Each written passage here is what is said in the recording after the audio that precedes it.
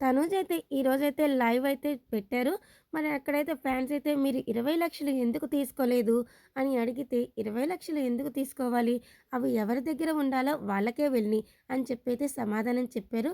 అలాగే కళ్యాణ్‌నైతే నెగెటివ్ చెయ్యొద్దు. మేమైతే హౌస్‌లో ఉన్నంత సేపు చాలా ప్రశాంతంగా చాలా బాగున్నాం. కానీ బయటికి వచ్చాక ఇంత నెగటివిటీ ఎందుకో నాకైతే అర్థం కావట్లేదు. హౌస్‌లో రీతుని, నాన్నని అందరిని నేను మిస్ అవుతున్నాను.